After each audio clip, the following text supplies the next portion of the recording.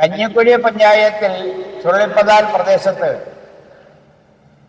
അവിടെ അയ്യപ്പൻ കോവിൽ കുടിയിറക്കിന്റെ ഭാഗമായി അവിടെ നിന്ന് അന്ന് ഇടുക്കിപ്പത്തിയുടെ ഭാഗമായി ഇരട്ടയാറ് അയ്യപ്പൻ കോവിൽ പ്രദേശങ്ങളിൽ നിന്ന് കുടിയിറക്കി സർക്കാർ കുടിയിരുത്തിയ 48ഓളം വരുന്ന കുടുംബങ്ങൾ അവിടെയുണ്ട്. ആ കുടുംബങ്ങൾക്ക് പട്ടയമുണ്ട്. ആ പട്ടയമുള്ള ഭൂമിയിൽ കൃഷി ആവശ്യത്തിന് വേണ്ടി ജോലി ചെയ്യുന്ന സന്ദർഭത്തിലാണ് അജീഷിന്റെ വാഹനം യാതൊരു നീതിയുമില്ലാത്ത വിധത്തിൽ പിടിച്ചത്. മാത്രമല്ല, ആ വാഹനം പിടിച്ചുകൊണ്ട് വരുമ്പോൾ വനംവകുപ്പ് ഉദ്യോഗസ്ഥന്മാർ വന്ന് പറഞ്ഞത് ഒരു 500 രൂപ കൊണ്ട് നീ അടച്ചാൽ നിനക്ക് അപ്പം തന്നെ വാഹനം തരാമെന്നാണ് പറഞ്ഞിരിക്കുന്നത്.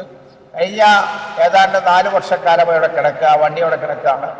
ആ 4 വർഷക്കാലം കൊണ്ട് ആ ചെറുപ്പക്കാരൻ ഒരു പണിയെടുത്ത് കിട്ടുന്ന കാശ് കൊണ്ട് അതിൻ്റെ CC അടച്ചുകൊണ്ട് പോകുന്നതാണ് മനസ്സിലാക്കുന്നത്.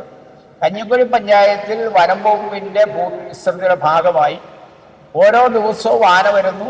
അവിടെ ഓരോ വീടുകളിൽ 2-3 വീടുകൾ തകർക്കപ്പെടുന്ന വീടുകളിൽ നിന്നും ആളുകളെ മാറ്റി താമസിപ്പിച്ച് പഞ്ചായത്ത് വാടകയ്ക്ക് വീടെടുത്ത് കൊടുത്തെന്ന് പറഞ്ഞാൽ സ്വയം ആളുകൾ അവിടെ നിന്ന് ഒഴിഞ്ഞു പോകാതെ സർക്കാരിൻ്റെ സംരക്ഷയോട് കൂടി ഒഴിയുന്നു എന്നൊരു പ്രതിയാണ് ഉണ്ടാക്കിയിട്ടുള്ളത്. ഈ കാര്യത്തിൽ വനം മന്ത്രി എപ്പോഴാണ് അദ്ദേഹത്തിന് ശ്രദ്ധയിൽപ്പെട്ടത്? 3 വർഷക്കാലം മുമ്പുള്ളൊരു കേസാണെങ്കിലും അദ്ദേഹത്തിന് ശ്രദ്ധയിൽപ്പെട്ടപ്പോൾ നീതിപൂർവമായ നിലപാടെടുക്കണമെന്ന് പറയേണ്ടതാണ്. പക്ഷേ അദ്ദേഹം വനംവകുപ്പ് ഉദ്യോഗസ്ഥന്മാർ പറഞ്ഞ് അതേ വാക്ക് വിശ്വസിച്ചുള്ള നിലപാടാണ് എടുത്തുള്ളത്. അത് തീർച്ചയായിട്ടും അംഗീകരിക്കാൻ കഴിയുന്നതല്ല. ഞങ്ങൾ മനുഷ്യാവകാശ കമ്മീഷനെ ഉൾപ്പെടെ സഹായിച്ച് നിയമസഹായം കൊടുത്ത് ആ അനീഷിന്റെ വണ്ടി തിരിച്ചെടുക്കുന്നതിന് വേണ്ടിയുള്ള നിലപാട് സ്വീകരിക്കും. ഇതിന്റെ ഭാഗമായി 16-ാം തീയതി ഇടുക്കി നഗരംപാർ റേഞ്ച് ഓഫീസിലേക്ക് ആയിരക്കണക്കിന് കൃഷിക്കാർ പങ്കെടുക്കുന്ന ബഹുജന മാർച്ച് സംഘടിപ്പിക്കുന്നുണ്ട്. ആ ബഹുജന മാർച്ചോടുകൂടി ജനങ്ങളെ അണിനിരത്തിക്കൊണ്ടുള്ള ശക്തമായ പ്രവർത്തനത്തിൽ വരും. അവിടെ വനം വകുപ്പ് ആന നശിപ്പിച്ചിട്ടുള്ള എല്ലാ കൃഷിക്കാരനും അവൻ്റെ വീടിന് പുനരധിവാസം ഉണ്ടാവണം. അവിടെ ആവശ്യമായ RRT വെക്കണം. അതുപോലെ തന്നെ വനം വകുപ്പ് ആന കൃഷിയിടങ്ങളിലേക്ക് വരാതിരിക്കാനുള്ള ജാഗ്രത ഉണ്ടാവണം. അതിനോടൊപ്പം തന്നെ നീതി നിഷേധിക്കപ്പെട്ട അജീഷിന്റെ വണ്ടി തിരിച്ചു കൊടുക്കാൻ ആവശ്യമായ നിലപാട് വനം വകുപ്പ് ഉദ്യോഗസ്ഥന്മാർ സ്വീകരിക്കണമെന്ന് ആവശ്യപ്പെട്ടുകൊണ്ടാണ് സമരം. ആ സമരത്തെ തുടർന്ന് ആ ചെറുപ്പക്കാരന് നീതി ലഭിക്കുന്നതിന് വേണ്ടിയുള്ള ഏതറ്റം വരെയുള്ള നിയമ സഹായത്തിന് വേണ്ടിയുള്ള പോരാട്ടം ഞങ്ങൾ നടത്തും.